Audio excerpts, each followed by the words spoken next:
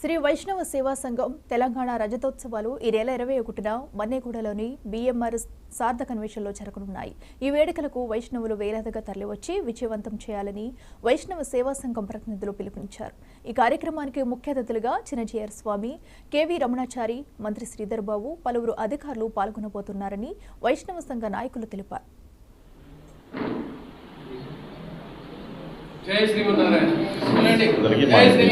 పండుగ ఇట్లా దసరా దీపావళి ఉందో అట్లాగే, ఎందుకంటే ఒక సంస్థను ఏర్పాటు చేసి 20 సంవత్సరాలు నిరాటంగా జరిగిన సంఘటనలు చాలా తక్కువ ఉంటాయి.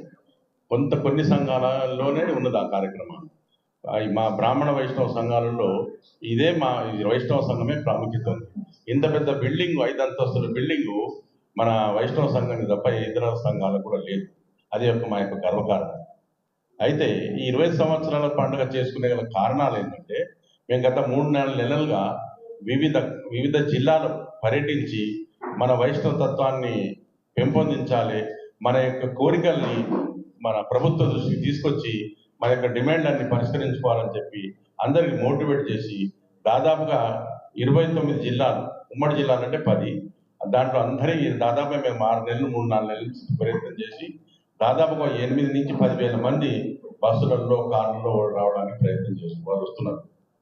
వారందరూ ఈ మినిస్టర్లను పిలవడానికి కారణం ఏమంటే, మాకు యాక్చువల్గా అయితే మాకు మినిస్టర్, మాకు స్వామివారే ముఖ్యం, మాకు జీఎస్ స్వామివారే ముఖ్యం, వారితోనే కంప్లీట్ చేసుకోవచ్చు ఈ కార్యం.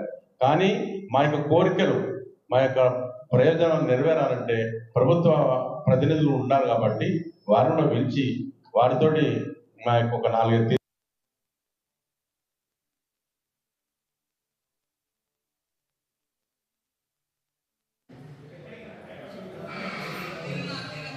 Good.